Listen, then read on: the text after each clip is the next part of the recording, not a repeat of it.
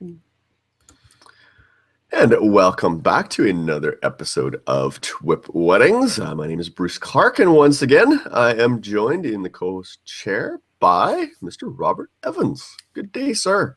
Good day. Good to see you again. It feels like we haven't recorded for a while, so it feels like we haven't seen each other for a while. I mean, it's probably been more than a month for me because I had to miss the last one because I was in Colorado working. Yeah. And no Brian this week. Brian had a scheduling conflict and wasn't able to join us. So it's just going to be you and I hanging out this week, but that's all right. We've got a fun topic to talk about this week. We thought we haven't really talked about this too much, at least not in depth. So we thought this would be a good topic. We're going to spend some time today just sharing some tips and advice on posing. Posing your couples, posing families, posing the wedding party, and all that good stuff on the wedding day. So we're going to get into that in a little bit. But before we do, of course, we just want to remind you how you can participate in the show. We've got a bunch of different ways you can interact with us. First, visit the website at thisweekinphoto.com. There you'll find our show and all the other good shows that are on the TWiP network. And of course, with each episode, we will put up a blog post for that episode. It's going to contain the links to everything we talk about today, and any websites or products or anything that we mention, we'll include links there. If you've got a question, or if you'd like to suggest something you'd like to see us cover in a future episode, you can also just click on the Contact Us link at the top of the page, and then be sure to select TWiP Weddings from the drop-down list, and that's going to send a message directly to us. If you prefer using Twitter, just add the hashtag TWiPWed to your post, and we'll keep our eye out for those. And you can also follow us. We're on Instagram at TWiPWed, and we also have a Facebook group. So just head on over to Facebook and just search for TWiPWed, and you'll find us there. The group's moving along pretty well. I think we have about 183 people in the group. I think so, yeah, and pretty active. People are asking questions on there and sharing their work, and it seems to be gaining some new people every week. So that's great. And thanks to those who have joined the group and are participating. And we try to pop in there when we can. I know, Robert, you've been in there and answering some questions. I always, when they pop up on my phone and I see them, I try to go in and answer. And, if it's something that's relevant that I have an answer to, somebody that I think the most recent question, somebody's in there asking about a certain lens that I haven't shot or whatever. So he was looking for, has anybody shot this? What do they think? Yeah, no, it's great. So yeah, and I try to pop in there every once in a while too, and answer when I can. So it's awesome. So, all right, well, let's jump into today's topic. And I proposed this topic. I thought it'd be a good one to talk about, and it's posing. Now, for a lot of photographers and probably for clients too, I'd be curious to get your thoughts on it. A lot of people see pose as a bit of a four-letter word, a bit of a dirty word. Do you find that? Yeah, I mean, I think it is definitely a word that people stop on, photographers and clients alike. Yes, I'm with what I do. Yes, I post pictures. I can't say that I don't, but I try to keep them very relaxed and comfortable. And I think that ultimately is the key. If you spend too long, I always use this story. Like, if you see someone take a group photo, you see this at weddings all the time, and somebody will have their iPhone or their camera, whatever it is. And you guys come over here, let's take a picture, and they get them in this group, and it's not even really necessarily posed, but they're taking all this time to take this photo, and they're like, all right, smile, and you see people smiling for 10 seconds, 20 seconds, while this person tries to figure out their camera or what's wrong with it, and yep. And so and then they lose, they lose the expression, they lose the moment. And I think that right there is sort of the key to what we all do is, you just have to have people be comfortable, and you have to be kind of fast about it, really to catch what you want. Yeah, absolutely. Yeah. So I think I know when we meet with clients, and, a lot of times they'll, if they hear the word pose, I think it kind of often it usually evokes kind of images of a cheesy high school prom photo, or maybe something you've seen on awkward family photos or something, right? So the word pose, I think now has brought on a bit of a negative connotation for a lot of people. But I think really the truth is, though, it's posing is one of those aspects of a really good photograph, right? Like, you can have all the different elements, right? Obviously, we've got, lighting is always critical to a great photograph. Expression is always, an important part of a good photograph. But pose can make or break a great photograph. You could have great lighting, great background, maybe great expression, but if you have a really awkward pose or not a very flattering pose, it can kind of bring a photograph down. Now the client might still love it, right? But us as photographers, or if we were, say, entering it into a competition, right, the pose would be something that could potentially take an image from being an exceptional image down to, you know, not being accepted, for example, at like a print competition or something like that, right? Right, absolutely. So I think posing is one of those, you know, it's one of those things clients often will sort of push back against. You know, we get that, oh, we don't want to be posed. We don't want the posed photos, right? We want candid, we want photojournalistic. But, you know, in reality, that's very difficult to get, you know, 100% photojournalistic at a wedding. There's going to be some element of posing, you know, involved. So I want to talk to you because you've been at this a long time, right? You've been photographing for what, 25 years? 27 years? 27 years. Give or take. Right. So you've got a lot of experience in this, and I'm sure you've probably seen, you know, photography has evolved and changed, but I still think posing is a critical component to particularly great wedding photography, right? You have to have a good pose in addition to good lighting and expression, all those things. So how do you approach clients, you know, when they come to you? You probably hear this as well with clients, right? They say, well, I don't want to be posed. How do you approach it with them? How do you set that expectation even at the very outset? And we've talked about setting expectations before, but how do you set that expectation that makes them feel better about possibly being posed, right? How do you get over that stigma of pose being a negative thing? I honestly just talk to them about how I work, and I tell them exactly, you know, I say, listen, you know, we do have to do some quote unquote pose photographs, meaning family. You know, we have to take the time to accomplish family photos because, like you said, a total photojournalistic day would not include family photos if you were truly shooting it journalistically.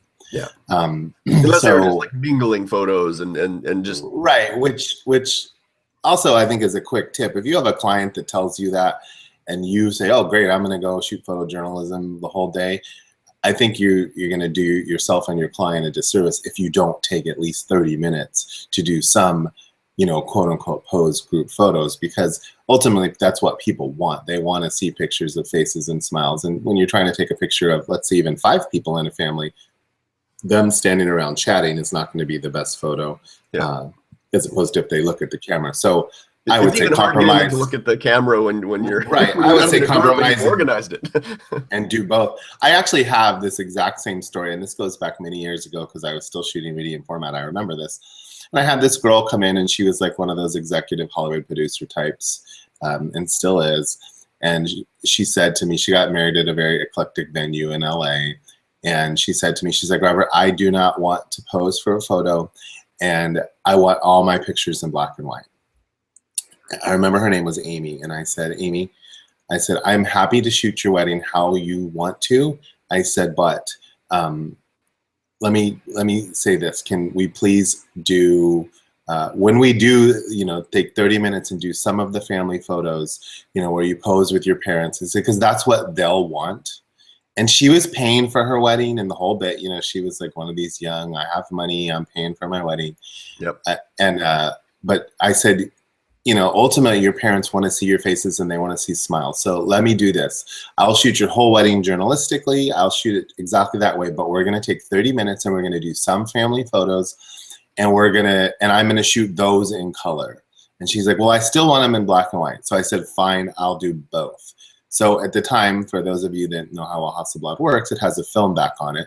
And I had to switch back and forth in between each family that I did, one color, one black and white, one color, black and white. So that was kind of how, that's how I did. So fast forward, after the wedding, the mom calls me, you know, 2-3 weeks later, whatever it was.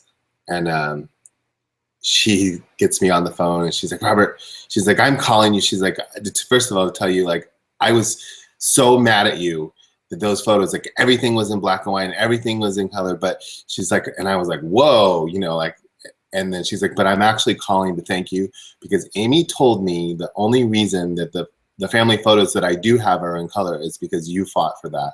And so thank you very much. And So that was at least 15, 20 years ago, maybe, but we are in a different world today. But my point is, I think like a total journalistic day without doing, quickly some maybe 20, 30 minutes of family groups, even if they're small, like with the parents and the immediate family and quick, all the bridesmaids and all the grooms, that type of thing, so that they have them, is a mistake. So just think about that. You have to approach each one differently. But I mean, as far as how I talk to my clients about posing, and this is my philosophy, is that I just want them to feel comfortable, like I mentioned earlier. So I talk to them about, well, first of all, we're not going to get family photos if we don't take the time to do that.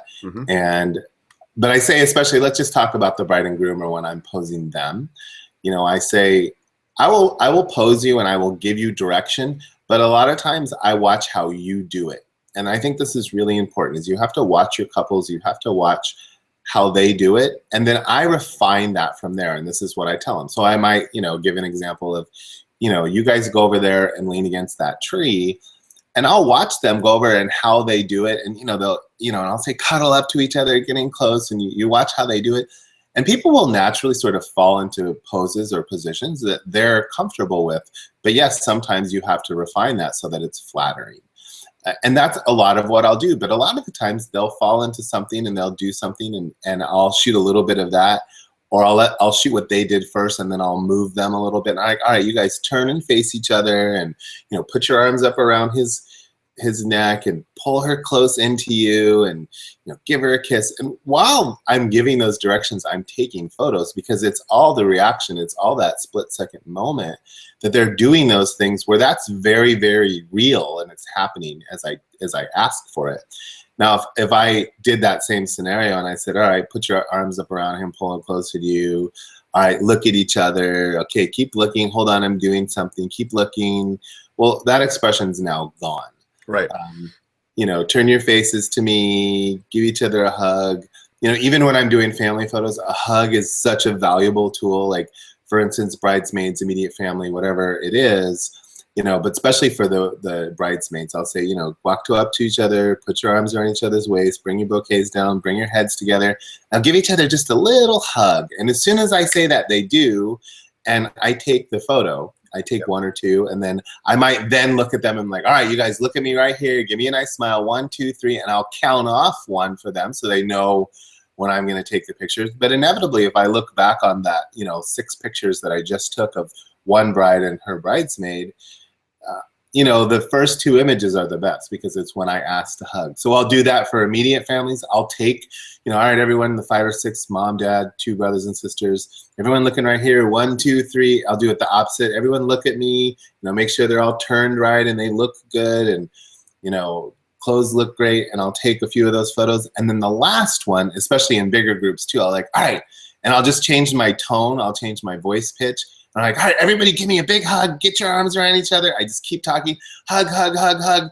And they do it. They follow your direction right away, and they do it, and they're hugging. And I'm just firing away as I'm giving that direction. Because sometimes when you ask for that, people will start looking at each other. And, I watch and wait till I make sure I have all the faces, or I'll ask, all right, everyone look in here. Hug, look here, hug, hug, hug. And, it's all about that moment and the spontaneity of what I'm doing.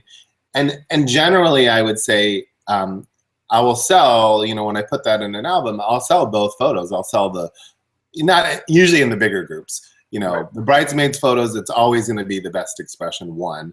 But in a family picture like that, I might sell the formal one, but then I might sell the big hug one. And also keep in mind, with having second shooters around, somebody might be shooting that hug from a different angle and getting different expressions, and that's black and white. So really, that's honestly how I do it, and I just explain to them, I walk them through all those scenarios and make them feel comfortable that I'm not going to pose all their photographs. And I think when they're looking at my portfolio and my work, it definitely reflects that, because I'm a very reactive photographer instead of, posing stuff. But it doesn't mean that I will not pose something for drama, effect, shock value. If there's something in my environment, I have a image in my portfolio where I have a couple jumping on a trampoline. I have an older image, a couple where I actually put them up in a fireplace. So when you look at the image, it's just the couple's, bouquet, and waist down. You don't see their heads because they're up in this fireplace of this old, it was clean, and I got in there and looked at it, but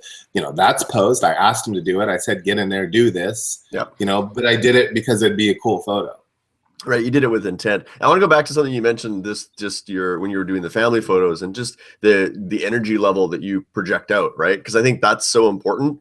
Is Correct. Your clients are going to, in a lot of ways, they're going to mirror the image that you're putting out, right? So if you want them to you want that happy, really spontaneous, lots of energy, high energy kind of feel, you have to kind of put that out there, I think, right? It's not, otherwise it's probably not going to happen. But and I'm generally a very low-key person, but you know, and shy.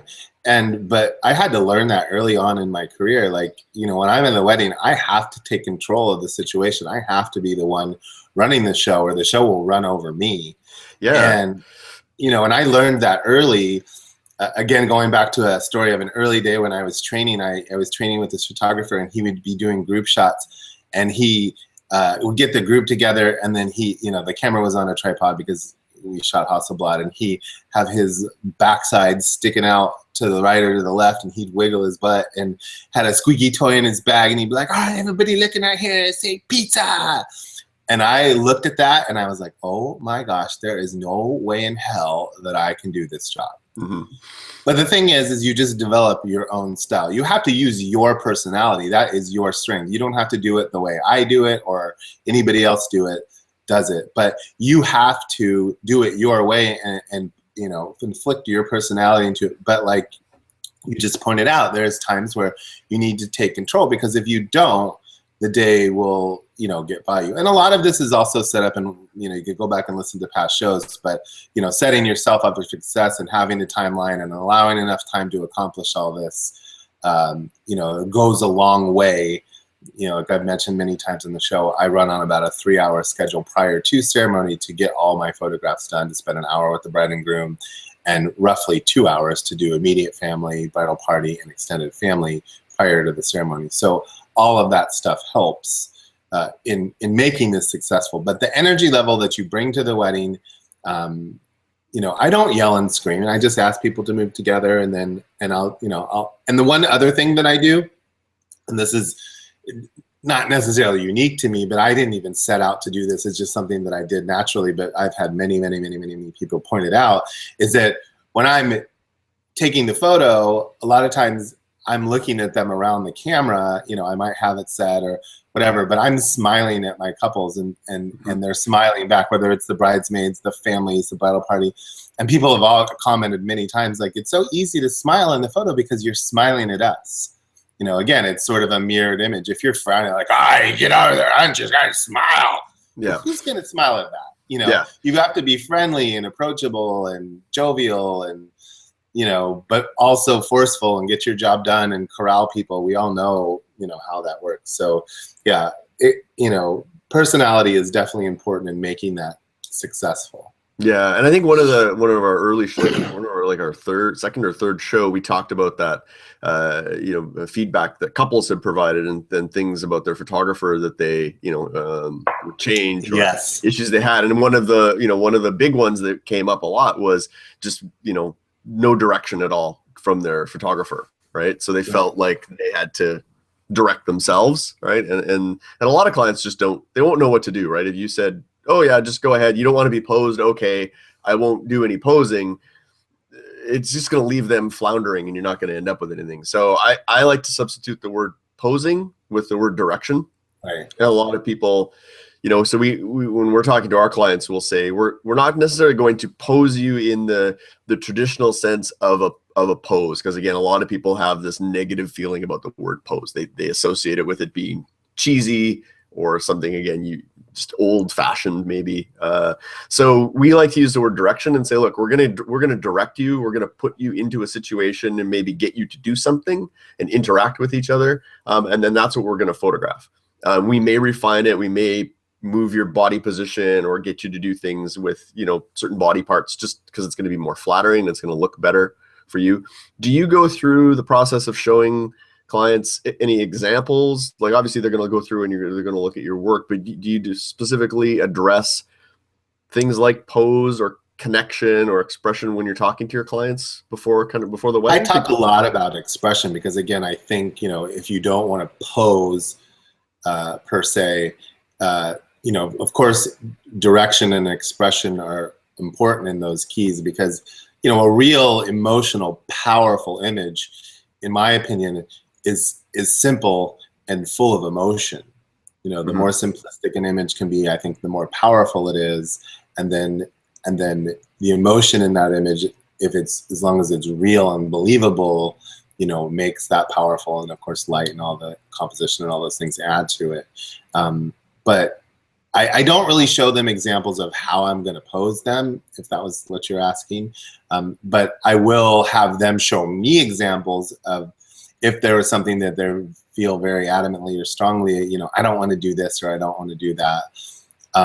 And then on the flip side of that, I've had the same thing asked of me. Like, I will have an occasional bride ask me to do something that in my head, she never knows this because it comes out on the wedding day. I'm thinking to myself, oh my gosh, that is the cheesiest crap I've ever heard. Yeah, I was going to ask you that. How do you deal with those? But I do it because I'm there to please her. And as long as you guys have heard me say, I shoot 90% of my weddings for myself. Because I know at the end of the day, if the bride's going to be happy, you know, if I'm going to be happy, I mean, and I love the images, she is too, as long as I've done what she's asked. I've heard her, and I'm not just my way or the highway. I've taken photographs. And if she throws something at me like, oh, can I put all the bridesmaids' bouquets around my head and take a picture?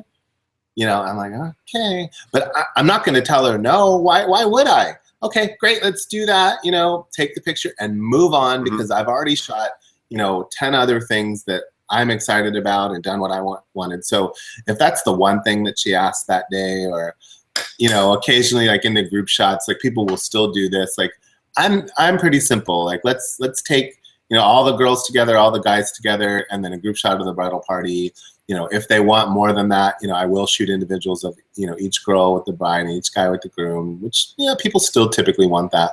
But then I'll get the one where like, can we take me with the girl, you know, the bride with the guys and the groom with the girls, you know, okay. You know, I don't think that shot's necessary, but I'll do it. You know, it's like, I'm not going to tell them no. I'm like, yep, you know, I just make it happen. Yep. Because I'm, you know, maybe I'm under a time frame. I'm like, great, there's 2 more photos that are take, you know. Yeah. I gotta get all this other stuff done, and now you're asking me for all this stuff. But again, I allow enough time to do that stuff. So, you know, I try to make it happen. Yeah, we do too. I mean, we certainly will tell them, like, particularly if we're under a tight timeline and we know we're not going to have a lot of time, we're going to say, look, let us get through kind of the basic stuff and make sure we get those covered. And then absolutely, if we've got some time afterwards, we can certainly do some of those additional shots, but let's make sure that we've got enough time for you guys. Cause that's usually how I'll preface it to them is, you know, I want to make sure we've got enough time for you guys. Cause I don't want to cut your time short that we have to photograph you and, you know, the bride and the groom, you know, in favor of doing some of these other combinations of photos, which could be great photos for you, but they're probably not going to end up in your album, right? So, and usually they're like, oh, okay, yeah, that makes sense. And then, you know, my hope is that maybe we run out of time, never get to those photos. But yeah, I'm the same as you. I won't outright say no. You know, I'll try to find ways to maybe persuade them to do it later. Right. They forget about it, but and I think something else that's super important is however you want to do it, you need to have a system and systematically shoot, you know, specifically talking about group shots when you're doing your families and your bridal parties, and, you know, systematically do it, you know, as much as you can consistently each time. That way you're not missing things, you're not forgetting things. One of the things that I do that I think is just a great tip is, and it doesn't always happen, but I try to work from big to small, especially when I'm doing the extended family groups where it's the bride and the groom and the aunts, the uncles, and the cousins. But, you know, let's say I'm doing the bride's family. I'll say, all right, all the bride's family come home, aunts, uncles, cousins, everyone. And I'll do that shot first, and then I'll excuse aunts, uncles, cousins, sit down. So now I have just the bride and groom and the immediate family, moms, dads, brothers, sisters, kids. Take that photo, excuse them, and then I'm just left with the bride and groom and the bride's parents. So kind of peel it like an onion. Right. So I do it backwards like that because I know And really, you can do an extended family photo in 3 shots if there's no other requests. You do the extended family, aunts, uncles, cousins, peel that back to the immediate family, peel back that down to the parents, done. You can do the same for his side, bridal party together. That's your extended family pictures if, you know, they don't have divorces or things like that. But, you know, and I talked to them about that too. I said, look, I can do your immediate family pictures, you know, that whole session in about 6 pictures. And I walked them through it very quickly. I said, but if there are aunts and uncles that you want a special photograph with, godparents, whoever, you know, you just let me know at the time and we'll make sure that happens. But I'm going to go through, like you said, I'm going to go through my system, my routine, make sure that I've accomplished everything in my head, my checklist of how I do it. And then we can go on and do the other requests that you have. Yeah, we sort of take a similar approach, although we'll try to, if we can, if there's small children that are going to be involved in the photograph, we'll usually try to get them in there and out first. And I'll always make exceptions to that. Like, you know, everything that we're telling you, you know, it's good to try to make it happen. But as you all know, that photograph weddings, things happen and change in moments, and you know, you have to deal with stuff like that. Grandparents won't show up early for the family photo, so I have to do 1 shot later, whatever it is. You know, I try to accommodate my couples the best way that I can, and just, you know, do the best job. I want them to be happy. I want them to be, you know, but I want to get everything done. But again, you have to remember, you are the expert. You're the one that does this every weekend. You know better than your bride and groom.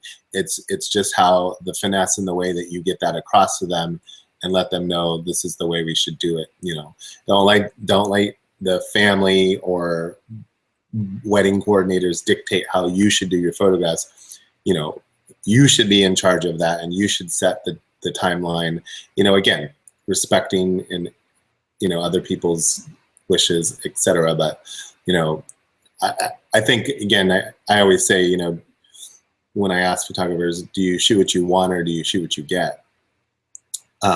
If you do that, and you set a timeline and you talk to them about things that'll make them late, and set up your timeline for success, so you're going to shoot what you want. If you just show up and react to what's happening and don't spend any time educating your clients, you're going to shoot what you get and have, you know, 45 minutes to do 3 hours worth of photos. Yeah. So I want to go back to the family photos for just a second, and then I want to go back to the bride and groom. So in terms of just posing the group, getting the group together, any tips or advice, or what are some things when you pose a family? Let's say, what would a typical size, like 10, 12 people? Is that fairly so for like a group? How would you set them up? What are some tips and advice to make a great looking family photo? So generally, you know, I start with the bride and groom, and everything's posed around them. So I get them set. You know, obviously I've picked my background and my location. I split the parents up, you know, they're married, whatever. So I usually put, you know, I kind of do the boy girl with the parents. So mom on the groom side, dad on the bride side.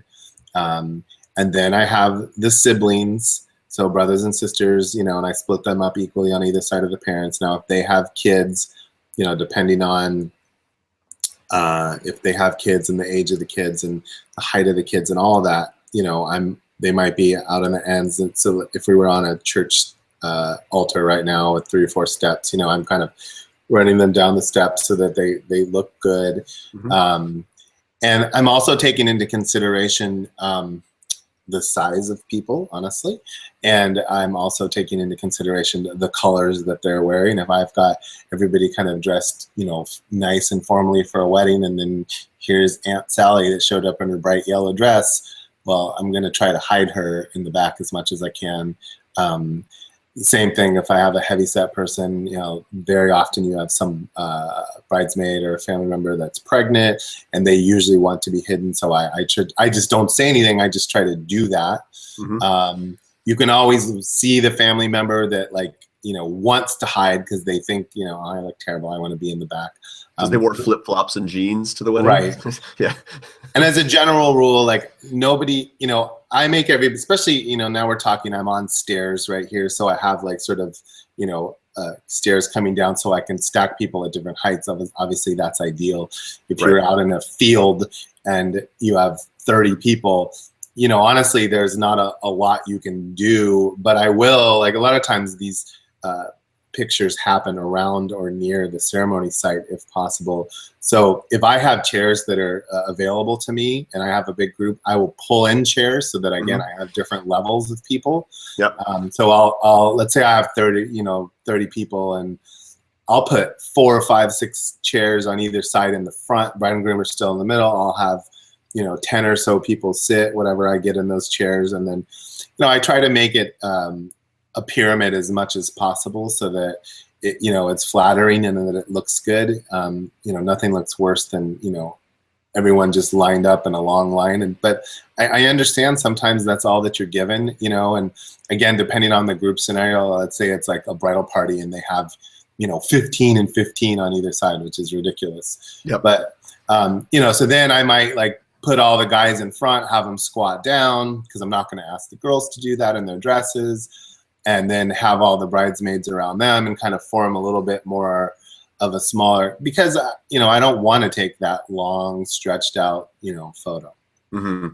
Yeah. So you can't always make it look like something that's going to be on the cover of Vanity Fair, but right. You're gonna make it still look nice. So levels. So you look for levels. However, you can create those levels. Stairs. Right. If they're there.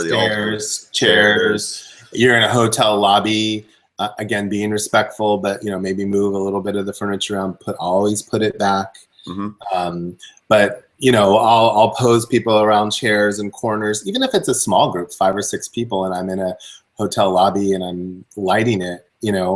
I'll sit the bride on the cushion of the chair, and then maybe mom on the arm of the chair, and then that might even how I just do my smaller bridesmaids. So bride on the cushion, bridesmaids on the arm. So there's a little different in their height levels of their heads, but I pose people around things.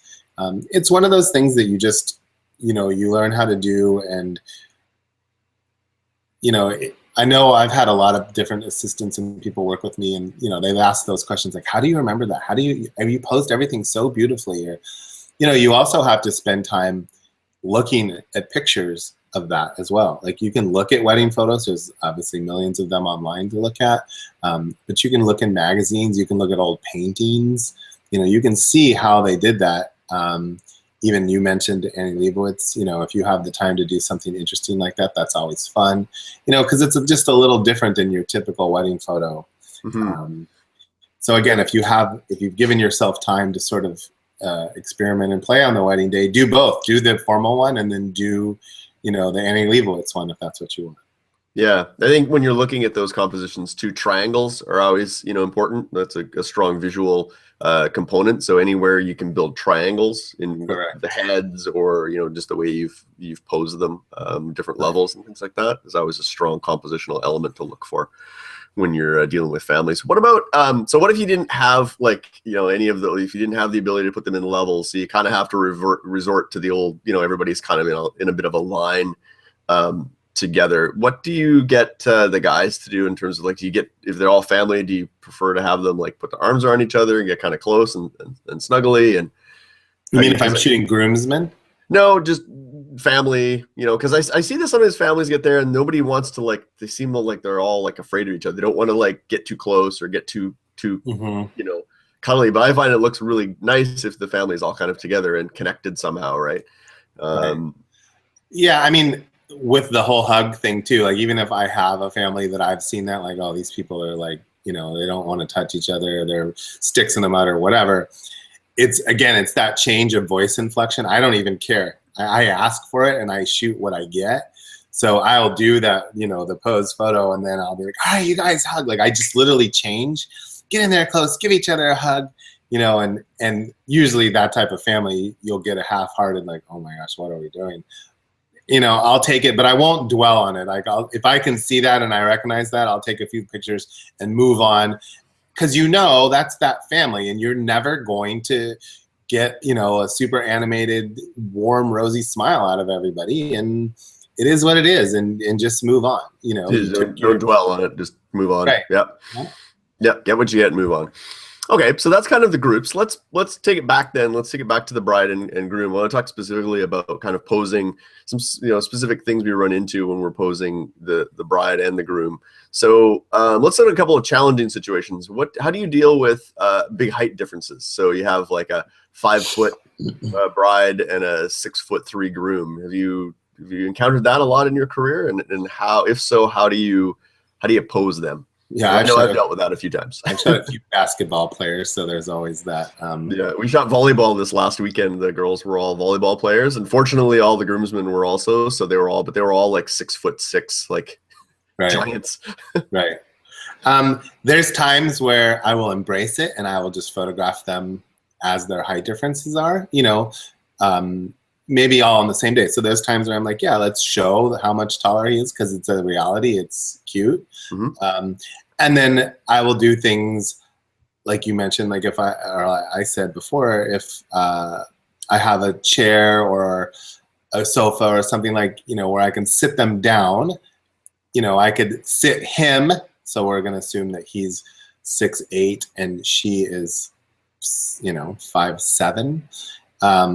I'll just sit him down on an arm of a chair and then have her walk up and put her arm around, hug him. And now they should be really close to about the same height. Mm-hmm. And so that's how I'll deal with a situation like that. I mean, I've seen some people, like photographers, use their, you know, hard cases and let the bride stand on that. But I mean, if I were outside in a field and that was the reality of my bridal party shot and she's, you know, more than a foot shorter than he is, that's what it is. I'm not going to try to bring her up to his level. But then there, you know, when I'm photographing them together, you know, I'll make sure that I get times where their faces are close because I want their eyes about the same height and, you know, they're hugging, especially when I do close-up face shots and, you know, looking at emotion and things like that.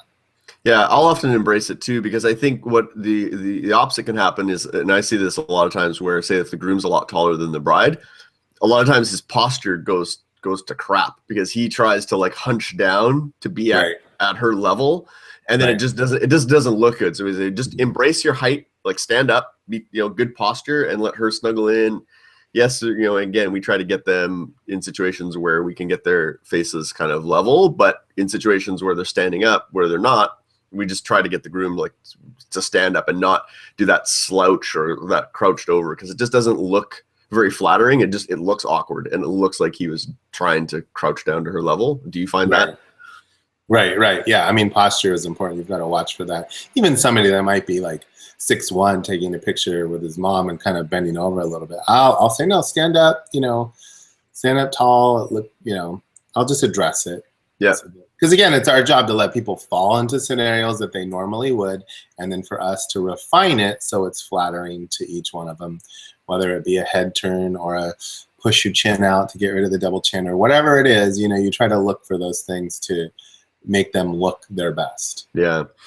Okay. What about people who have body issues? Maybe they're a little bit overweight and they're conscious of it. I mean, we've had some brides and grooms who are more on the plus side who don't care. You know, they're happy with who they are and how they are, and they're not, you know, so we just, you know, we'll just shoot like we would anybody. But we do, you know, we have encountered some couples where there may be a little bit have some body awareness issues and they're conscious of it. So how do you approach those clients, and what do you do, you know, to kind of help with those again things? That's all a situation. So you know, like you said, you have the couples that don't even care because they know, and then, you know, maybe the bride's conscious. I think one of the most common themes along that is the whole sleeveless dress thing. You know, I've learned in my 27 years that brides are very aware of their arms and their asses, and so in general, I try to make those things look flattering always, because I know that's just a given. But inevitably, it seems like, you know, every bride that has kind of bigger arms wears a sleeveless dress. And so if she has a veil where you might soften that look and bring the veil in front of her arms a little bit, you can do that. Sometimes they will have like shawls or whatever. So, you know, whenever possible, use that. If they're both heavy, you know, I've had that scenario where they're both heavy. they have a wedding photographer because they know they have to, but they know, oh my gosh, I don't want to be photographed because, you know, I'm on the plus size. I think again, I really just sort of embrace that. There's nothing I can do about that on the wedding day other than try my best to, you know, shoot down on them, which thins people out, as opposed to shooting up on someone, which widens them out. You know, body positioning, turn them a little more sideways so that they look thinner, not shooting the bride, you know, straight onto me. I, you know, always have a shoulder closer to me to help them look thinner.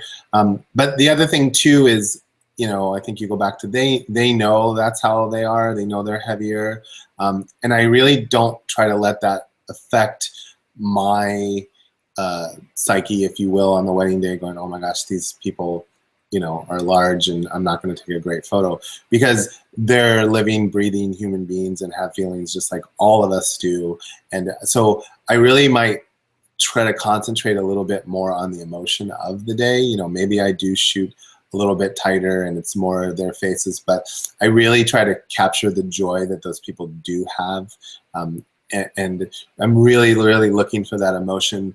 Anytime they're laughing, anytime they're crying, anytime there's some sort of emotion going on, you know, I'm really focusing on that, which we should with every couple, but even more so, because that is the reality of the day. And I really want them to, you know, have the best images possible, the best moments. You know, maybe I'll do some wider shots, meaning that like they're out in a field and I'm showing more scenery, and they are smaller in the image because you're showing more of a landscape shot, but they're part of it, as opposed to just all my photos being, you know, half shot full length while I'm right on top of them.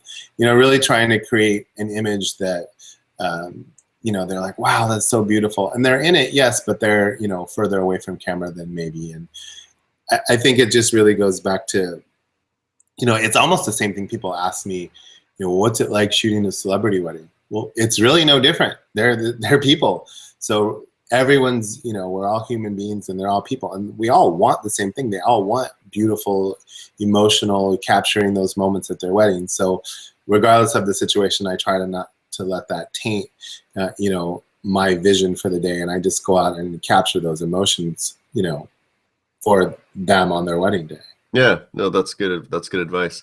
I think the only thing I would add, one thing I'll try and do is try to turn, just a tip, you know, turn the body away from the light and turn the face into the light, right? So try to put more of the body in shadow, use light to kind of hide if there's certain areas that they're not too happy with, you know, try to use shadow to kind of hide those areas and use light to reveal, you know, the features that they like about themselves. A lot of times I find out a lot of this stuff typically at the engagement shoot, right? So when we're doing their engagement session, that's typically when we'll kind of find out a lot of this stuff, so that on the wedding day we kind of know, we already have a game plan going into the wedding day because we've photographed them, you know, on their engagement session, and they're comfortable. They know how we work too. A lot of times people come in the engagement shoot and they're super nervous because they have a certain expectation or a certain idea of how it's going to go, and then we do the shoot and then they're like, oh, well, that was actually really easy, and that, you know, then their guard is down and then it's really easy on the wedding day. There's the odd time where we don't get a chance to do an engagement session with a couple, so it takes a little while sometimes on the wedding day to kind of warm them up, but generally we find it's not too much of an issue. Right. And I think that's key. You know, you just mentioned that, like, as much as you can with your couples, you know, it's your time. You have to charge how you want, but I don't charge extra for my engagement shoots. I basically include them into my packages because I want that time with my couples to, I actually have one tonight. I want that time with my couples to get to know them and watch them together as a couple and witness those things so that on the wedding day, you're kind of aware of them. I think that's a great point with the light, and just to give someone a little bit more of an example that, you know, if we all know what we're talking about, then we know what we're talking about. But picture, I just kind of want to elaborate on that, what Bruce was saying. So we've all photographed a couple in front of a window, let's say, right? The bride's standing there, she's got her bouquet, and you have her turned into the window so that the light's hitting her and she's all lit up and she looks beautiful. So that's with a heavier set person, what Bruce is saying is now you kind of do the opposite of that. You turn her shoulder to you and turn her back to that light you know, maybe move her back, turn her back to the window light. And now like she's in shadow, and you basically then bring her face back to the light so that her face is lit. So her back's kind of lit, but then her whole other front side, which is her larger side if she's a heavy person, is more shadowed, and it's less obvious than the other way where she's standing there right into the light, where all of hers lit. This way, you know, just her, she's rim lit on her back shoulder, and her face is lit, and you know, the larger part of her body is sort of more in shadow. And it just by using light that way, you can definitely thin people out. Yeah, I think a tip there is look at boudoir photography. Look and study boudoir photography, because boudoir photographers are masters of that, you know, using the shadow and the light to hide things or to show things, right? And so Right. look at a lot of boudoir photography, and they're really, really good at that. And then, you know, you try to incorporate some of that into your wedding work. So I know we had Jen Rosenbaum on an early episode to talk about boudoir photography and kind of what wedding photographers could learn from boudoir. I think that's certainly an area where you can look at how boudoir photographers light clients. Yes. Right, because their clients are like exposed, right? There's no hiding anything behind a dress or anything. They're showing off a lot of skin. So if they have things that they want to hide or conceal or want to look slimmer, right, they have to use the light and the shadow to do that, right? There's no hiding behind a shawl or a dress or anything like that, right? And if you could do this tactfully with a wedding client, I do this with the boudoir that I shoot. I don't shoot a ton of it, but I'll always ask my girls, you know, what's your favorite part of your body? What's your least favorite part of your body? Which again is important in boudoir. But so maybe there's just a way that you ask that to a wedding client. You know, like, you have any, you know, what's your best side and what's your worst side, or some way to sort of, you know, you don't need to bring that up if it's not there, but if you kind of are, and you could ask that question and say, you know, on the wedding day, I want to make sure I capture your best angles and your best features. You know, what do you think your best features are, and what do you think your worst features are? And maybe you ask it that way, and that way it kind of gives you, you know, an idea. But plus, it's showing them that you really care and that you really are looking to make great images of it. Yeah, absolutely. No, that's a good tip. Okay, how do you deal with the camera aware client? The client who, anytime the camera is around, they look at the camera and smile. We had a bride recently that was very camera aware, and anytime during candid moments, getting ready, anytime the camera came up to my face, she was right at the camera aware, smiling away. How do you deal with that? And how do you get clients to not be so camera aware? I mean, that's probably going to come up on the wedding day. I guess you might notice it during the engagement shoot. So at the end of the engagement shoot, you might just address it, you know. But even if it happened to me on the wedding day, you know, I might just be like, hey, Lisa, just, you know, relax, enjoy the wedding day. Like, I want to take candid moments, but whenever I point the camera, you look at me. And there's times where I don't want you to look at me. So I will direct you. You know, if I want you to look, I'll definitely ask. But just enjoy your day, have fun. You know, let me catch some of those moments. Just be light about it, and you know, like you have to, again, it goes back to personality and how you deal with something, and the finesse that you use and the words that you choose to address that. But I think that's honestly the best way to do it. I tell them, like, this is one of the things I say to my couples on the engagement shoot day. You know, I'm like, look, I say, this is actually harder, in my opinion, than the wedding day, because it's just the three of us. So you're very aware that I'm here, but as much as possible today, I want you to, you know, we're going to walk around. I want you to pretend like you're sort of on a date and that I'm not here.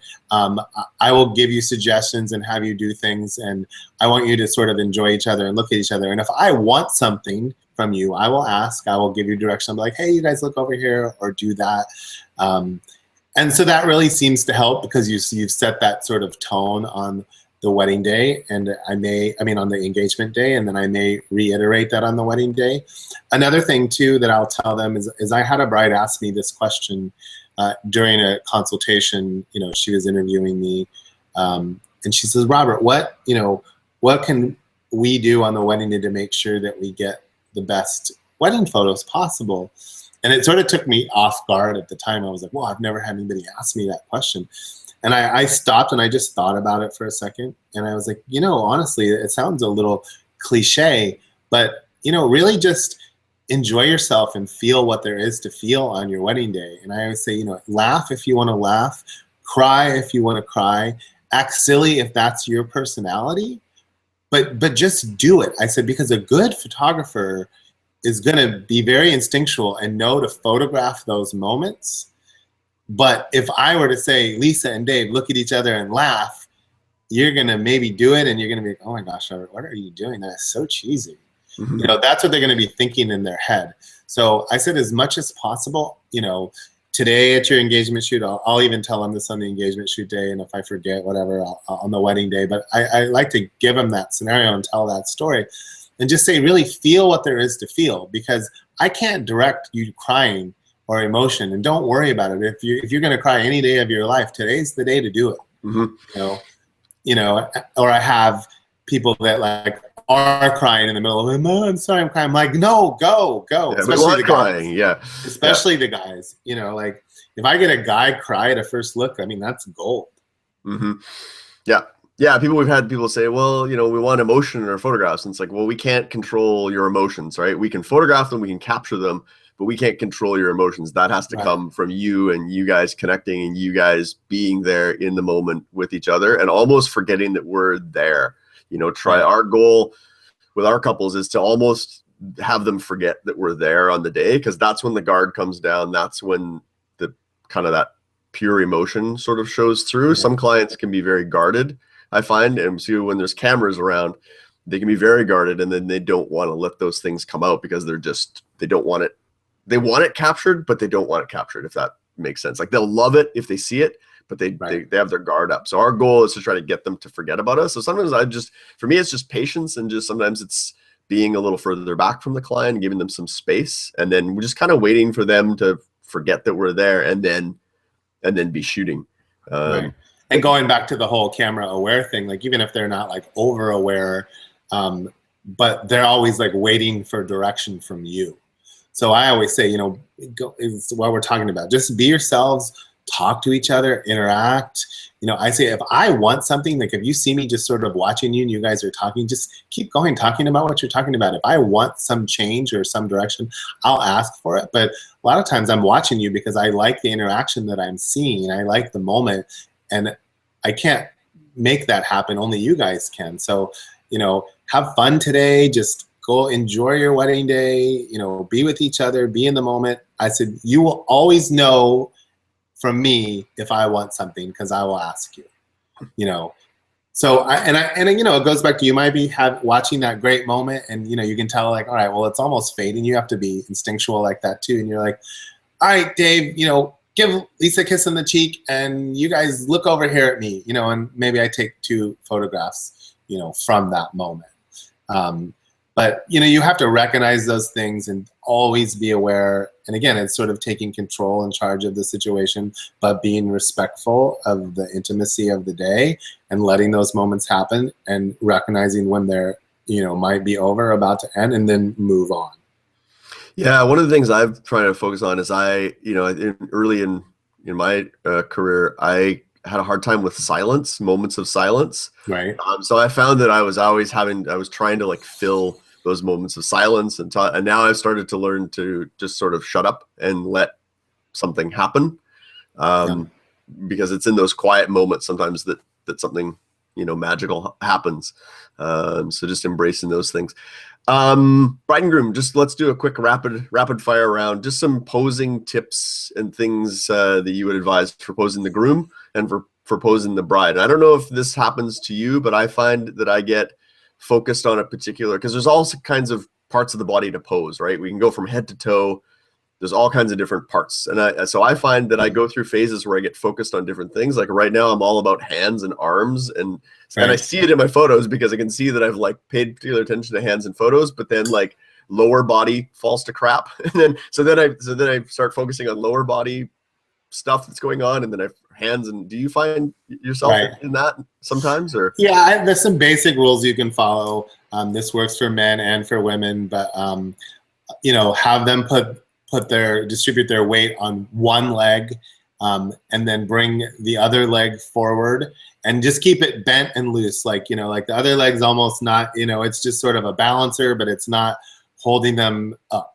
Yeah, so they're not static and rigid and straight. You know, obviously turn a shoulder into the camera if we're just talking about that.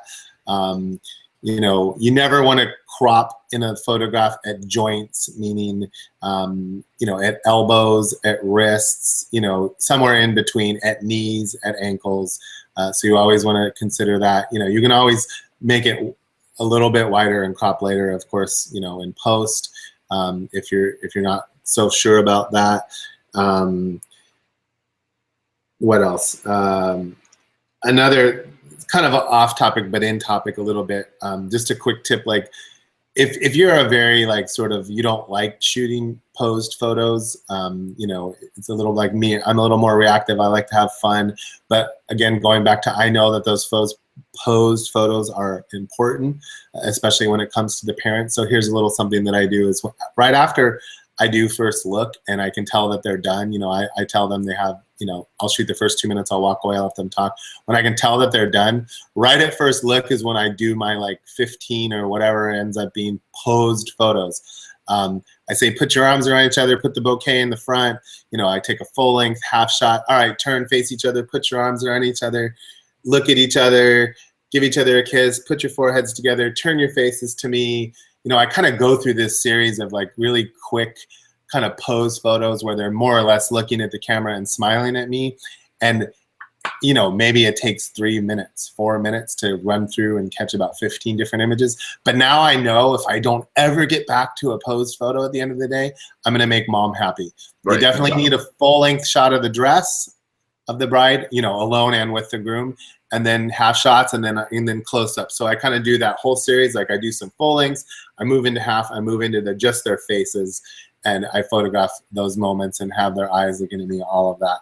So that's kind of just, again, another tip if you don't want to, because I don't like concentrate on it. And then the rest of the day, you know, like I have an hour with my couple, I get that first look done, I do those pose photos, and then we just sort of walk around and have fun. And I'm very reactive to, oh, look at that beautiful light, or look at this beautiful scenery, and I'm doing a wide, you know, widescape with them in it, or, you know, and as we're walking around, you're looking for those moments of emotion or interaction of them, you know, sort of being with each other. And, you know, and those other emotions will come throughout the day just based on, you know, it being a wedding day. You don't have to capture all, you know, their candid moments within that first hour. But, you know, it's all a situation. It's all based off of your couples.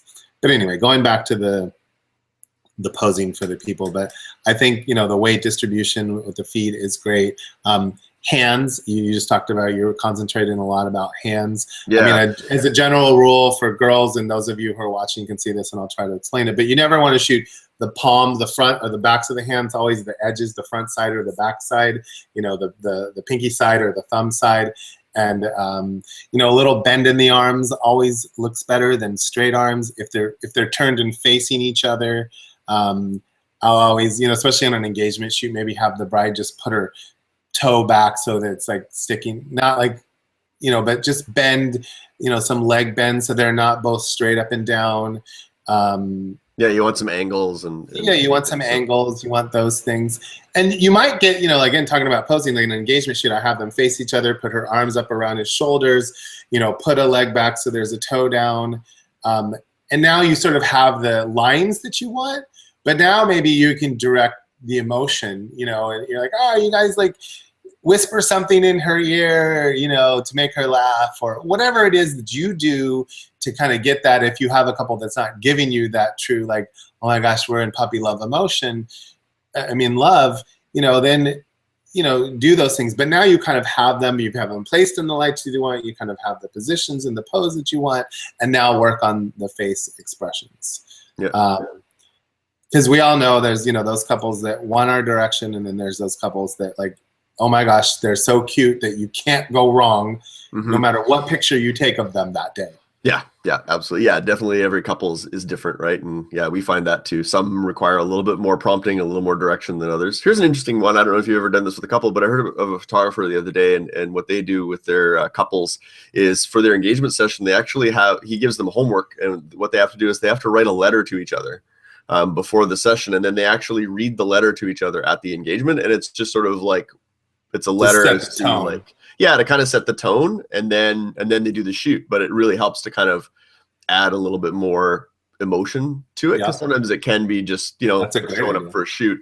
So I thought that was kind of an interesting. It's a very like videographer type, you know, for the wedding day, like read a letter to each other so you have that emotion. They also have that audio track to use, but that's a great tool to, you know, definitely to. And I always like, I mean, we're not talking about engagement shoots today, but I always encourage my couples to take me to a place that's important to them. Don't just take your couples to that same park, that same location that you always work at that's beautiful. Like, you know, I always throw it out there, hey, take me to some place where you got engaged, a first date, a first kiss. You know, if possible, I want the location to have some meaning to you, and not just, you know, here we are doing engagement pictures. So that always creates, you know, a little bit more of significance if you get a scenario where they take you to that first date, first kiss, you know, engagement place, proposal place. I mean, you know. Yep. No, that's a good tip. Yeah, for sure. Because yeah, it all kind of, it's not directly posing, but it leads to hopefully better emotion, better expression, which is all part of, you know, the elements of a great, you know, a great photograph. So excellent. Well, hopefully that gives our audience some ideas and some food for thought when it comes to posing. Real quick, any recommendations for people in terms of where they can go to look, you know, to get better at posing? Because I think that's something that I think every photographer, you know, probably struggle. I still find I'm struggling with posing, and it's something that I'm always trying to work on and refine. And you know, if that's your style, because there's some people that's like that very refined posed, you know, print competition style. I think, and he's very great at it, and a very eloquent speaker at it, is Roberto Valenzuela has, I think, 1 or 2 books on posing. Yes, picture perfect posing. Right. So I think he's definitely a good resource there if you want a book, something to look at, and he goes even more in depth of, we've given you some good to know, but even more in depth of just head tilts and hand positions and, you know, posture and, you know, all those things that are super important. So if you want to dig a little bit deeper, you know, I would look into some Roberto Valenzuela books. Excellent. Good place to look. And yeah, as far as, you know, Sue Bryce is great for, she does a lot of the posing stuff. So anything that Sue Bryce does, you know, particularly, she works primarily with women, but, you know, I think Jared Guiones does a really good job of posing with the guys. He's got a really good style. I like his approach. You know, we're just watching him in action is kind of fun to see how he interacts with clients and gets reactions out of them. It's just his accent. And his accent is, I wish I had a sexy Australian accent. Maybe come on, guys. Come on. Love on each other. So that's horrible. I apologize in advance to all of our Australian audience, because that was just complete crap. He would laugh if he heard that. So excellent. Some good tips and good advice. All right, let's move on. And the next thing we've got is we've got a listener question this week. So each week we'll try to choose a listener question to answer on the show. And this week we've got a question from Miro Selleck. I hope I pronounced your name properly. Miro wants to know, how do you guys keep your lens caps organized? Do you ever lose anything on jobs? Yes and yes. Yes and yes. What's the most expensive thing you've ever lost on a wedding day? Me? Yeah. Honestly, I'm pretty good about keeping my stuff. Like, I've seen photographers where I've worked with, like, assistant. I've walked around properties and find like their lenses in bushes. I mean, that's no joke. Like, they're just leaving stuff all over the hotel property. I'm pretty good about that, but I think maybe just leaving a battery charger. You know, I've left a battery charger at a venue before, and you're like, oh, it's gonna cost me $60. Yeah, I think I've done that too. Yeah, you nothing can plug it in. Nothing super expensive. But I mean, as far as the lens, I just try to, you know, I of course try to keep my lens caps on my lenses while they're in the bag. But on the wedding day, you're sifting between the multiple. I've just sort of, when I take them off, you know, when I take the front caps off, particularly because the back caps, if they're in the bag, they're face down with the back cap on. I just put them all in one location. So at the end of the day, I think where I don't lose too many of them, I just can never find them because I've stuffed them in some part of the bag that I never go into. You know, and then months later, you're like, oh, here's this that secret little compartment in the side that you're like, oh yeah, right. So I try to just make, like, put them all in the same place. I don't, you know, I keep thinking, like, somebody should, I mean, you could do this yourself. You could get your brother P-Touch and, you know, put the little sticker on it that says, 24 to 70, 2.8, 77 millimeter lens cap, whatever you want to put on it, and so which cap goes on which lens. You could always do that. Well, I can take it a step further. We can get really fancy if you want. If you got some extra money burning a hole in your pocket, there is a site called Lens Buddy it's spelled with a Z, LENZ buddy.com. They make custom lens caps. So you can get lens caps with either like your name, you can get your studio logo put on them, or you can get like 24 to 70, 70 to 200, 16 to 35, and then have different. Do they make them in colors? I always thought that would be a great tool.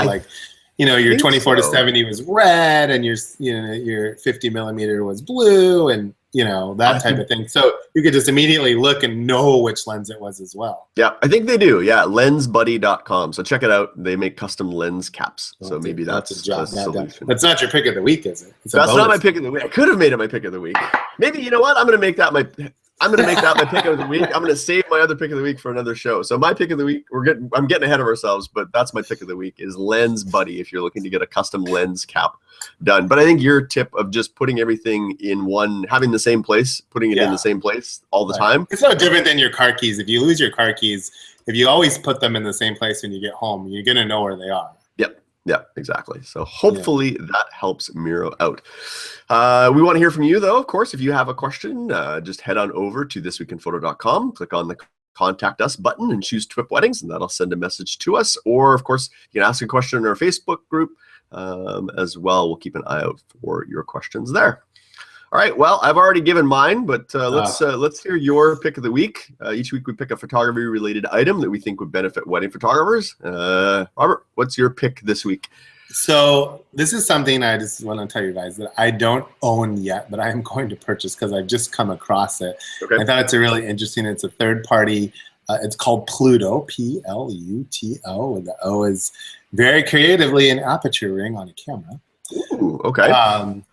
And it's this interesting device that you put in your hot shoe of your camera, and it works with all different brands. It works with Sony, Canon, Nikon, but it does a bunch of things. It's a wireless shutter release.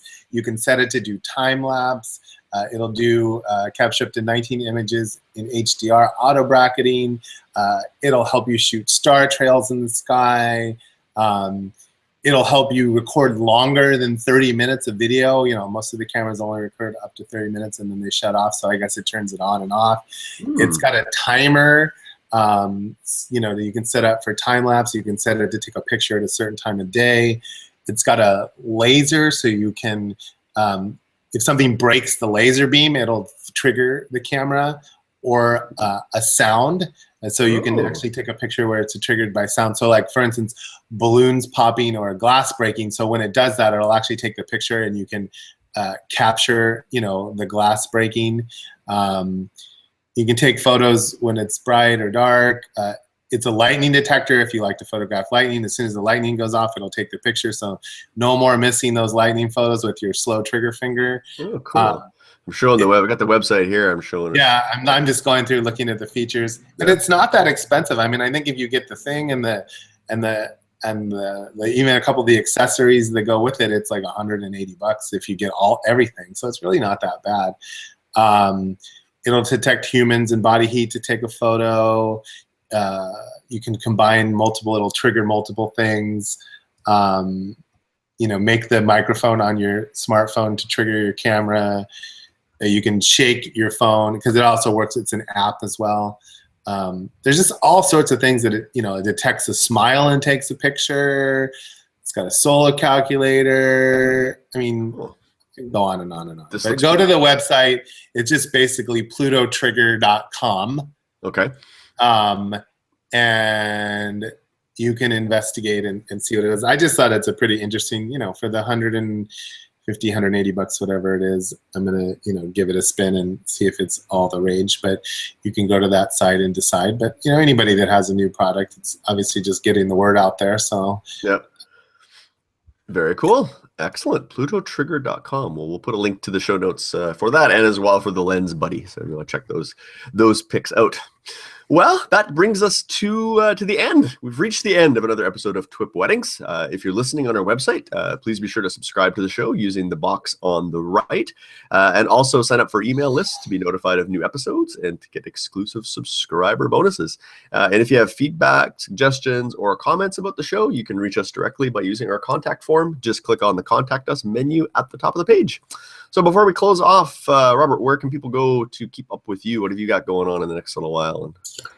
I'm home a little bit for the summer. I have a few weddings locally, and then I don't travel again until September, but I have a Europe wedding coming up, and I'm in New York 3 times in October, and I'm going to shoot Google Zeitgeist again in September. And so my end of the year is fairly busy, so I'm sort of enjoying a little bit of downtime now. But if you want to find out more about me, my work, what I do, pretty much all revolves around my name. My website's robertevans.com. Instagram and Twitter, I'm at Robert Evans. And then on Facebook, Robert Evans Studios is my business page. Fantastic. And of course, we'll link to all those sites as well. And if you're looking for me, you can find me over at my website, momentsindigital.com. We've been busy there posting lots of engagement sessions, and we're in the thick of wedding season here right now in Edmonton. So busy with lots of weddings over the summer, which is good. Mosquito season has arrived, so I'm considering investing in like a bee suit or something for our next shoot because they're just miserable right now. I don't know if it would look good for me to go shoot a wedding in a bee suit, but I'm considering it because they're really, really bad. But that's how all big right. are your mosquitoes? Well, the problem we're dealing with this year is the spring mosquitoes hatched late and the summer mosquitoes hatched early, which means both of them have hit at the exact same time. So it's basically Mosquito-geddon. Do they fight? No, they are like, they wait outside the door for you to like walk outside, and then they're just on you, and they're just vicious. They're not very big. They're little, but they're just pesky. So they make it for uncomfortable shooting anywhere there's grass or anything. So it'll be fun. It'll be fun for the next couple of weeks, and then hopefully they'll all die and go away. So if anybody could invent something that just exterminates mosquitoes, I would love you forever. And I was actually reading some article on Facebook, and they're actually genetically trying to like still make them so that there's only male ones, because I think it's the females that bite. You know, something along those lines, but it doesn't interrupt the ecosystem, so the bats still have food and all that. Bats can eat something else. Mosquitoes, go away. Yeah. Go away, mosquitoes. I'll start a Kickstarter project to eliminate mosquitoes. Perfect. Excellent. So yeah, like I say, if you want to find me, just go to momentsindigital.com, or if you want to follow me on social media, I'm at Bruce Clark on Twitter, Instagram, Facebook, all that good stuff. So, and of course, be sure to visit our website at thisweekinphoto.com for this show and all the other great shows on the TWiP network. And thanks again for listening to TWiP Weddings, raising the bar one wedding at a time.